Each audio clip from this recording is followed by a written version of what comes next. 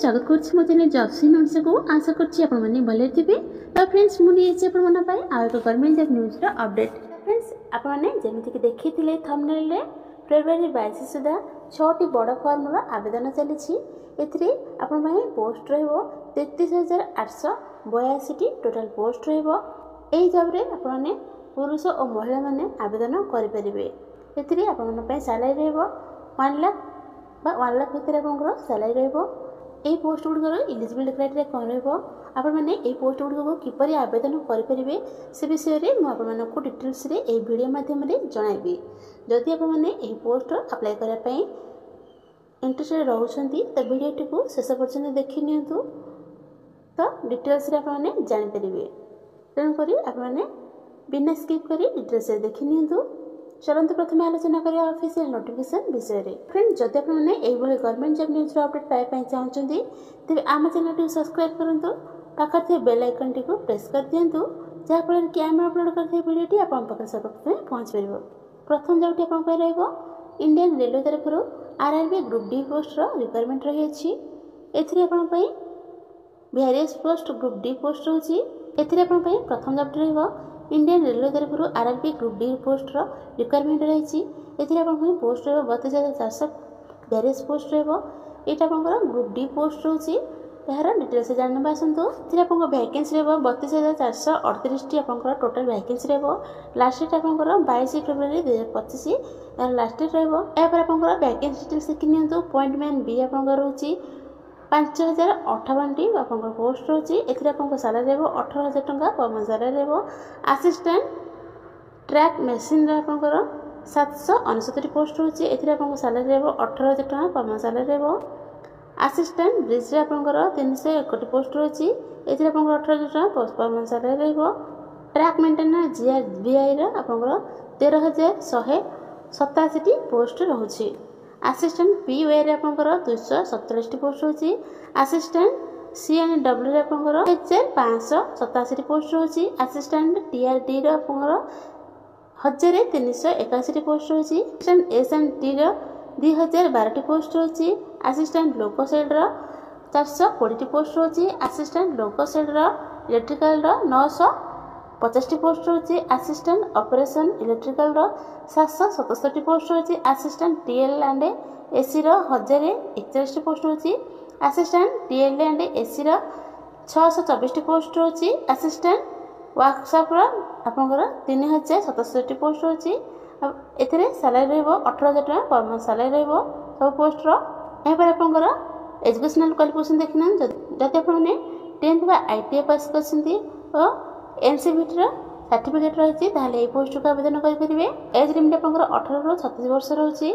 2/1/1999 रु 1/1/7 मध्ये रे आपनकर जन्मग्रहण होइछि ताहले ए पोस्ट को आपण माने आवेदन करि परिबे।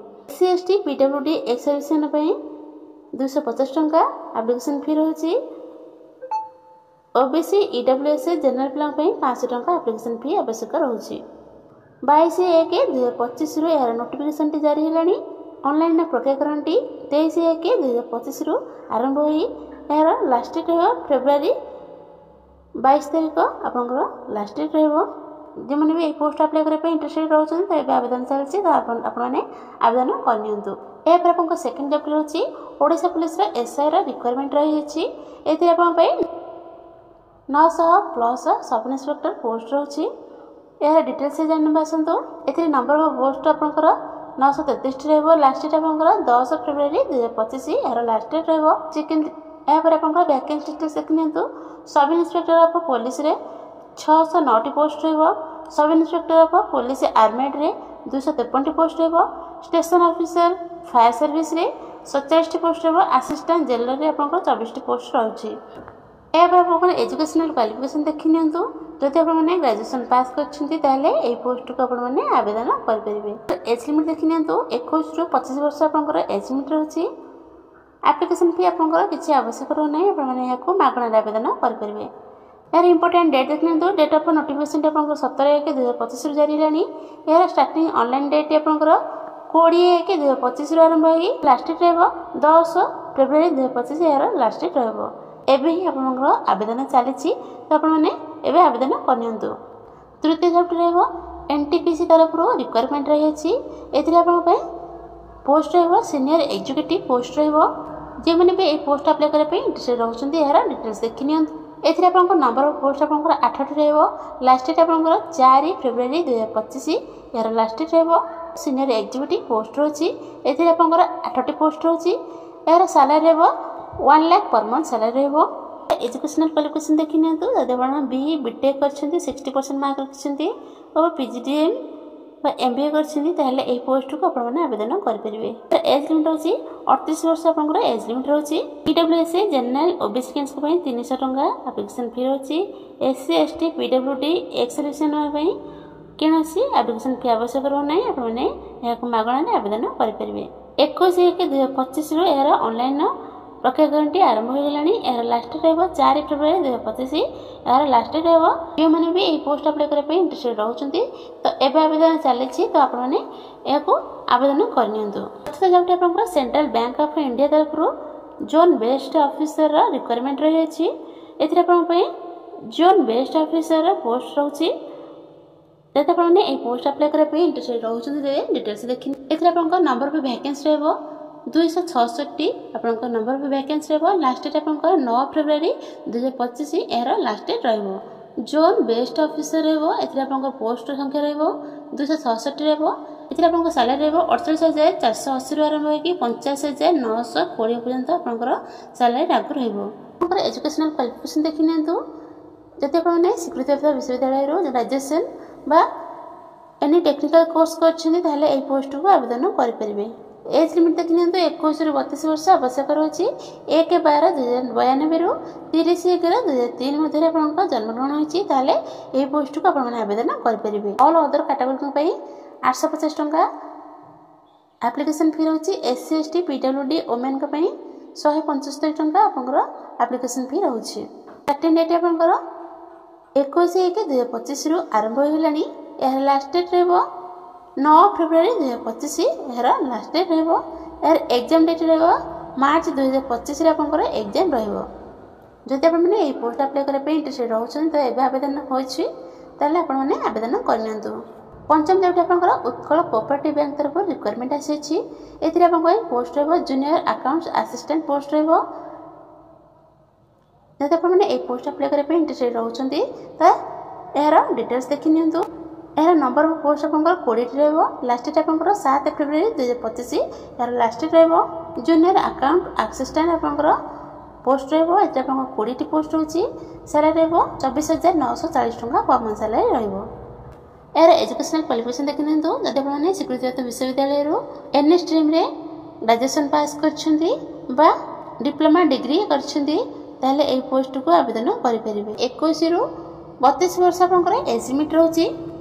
एप्लिकेशन फी देखि नियंतु जनरल लंकर आपन 750 टंका एप्लिकेशन फी रहछि। एससी एसटी एससीबीसी पीडब्ल्यूडी एक्सलेशन मई 600 टंका एप्लिकेशन फी रहछि। किंतु 18/1/2025 रु एरा ऑनलाइन प्रक्रिया गारंटी आरंभ होलानी। एरा लास्ट डेट रहबो 7 फेब्रुआरी 2025 एरा लास्ट डेट रहबो।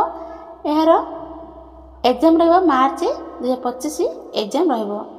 जदि आपन माने ए पोस्ट अप्लाई करे पे इंटरेस्टेड रहउछन त एबे आवेदन होछि त आपन माने आवेदन कर नियंतु। एठी आपन पे षष्ठ जॉब रहबो इको बैंक तरफ रो एलबीओ रो रिक्वायरमेंट रही अछि। एथि आपन लोकल बैंक ऑफिसर रो पोस्ट होछि।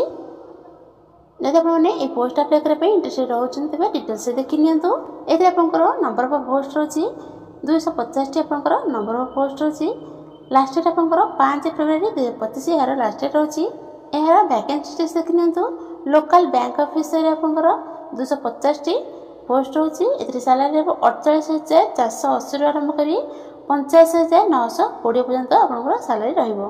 जदि आपन माने जे कोनोसी स्वीकृत विश्वविद्यालय रो डिग्री पास करछन्ती ताले एई पोस्ट को आवेदन करि परिबे। एज लिमिट आपन 20 रु 30 वर्ष आपन एज लिमिट होछि।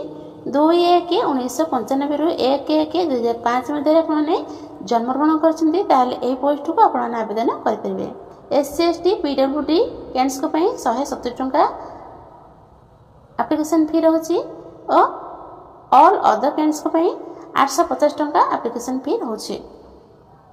इंपोर्टेंट डेट देखि नियंतु 16/1/2025 रे आरंभ हलानी ऑनलाइन रे प्रक्रिया गारंटी यार लास्ट डेट हेबो 5 फेब्रुआरी 2025 यार लास्ट डेट रहबो। यार पेमेंट डेट 5 फेब्रुआरी 2025 यार पेमेंट डेट रहबो।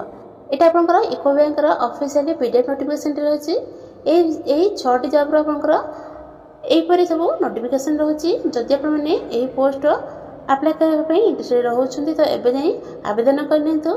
जदि आपण माने एही पोस्ट रो ऑफिशियली पीडीएफ नोटिफिकेशन टी पाया पई चाहउछन्ती हम चैनल रो कमेंट रे नोटिफिकेशन की सेंड करंतु तो आम आपको नोटिफिकेशन टी सेंड कर देबो।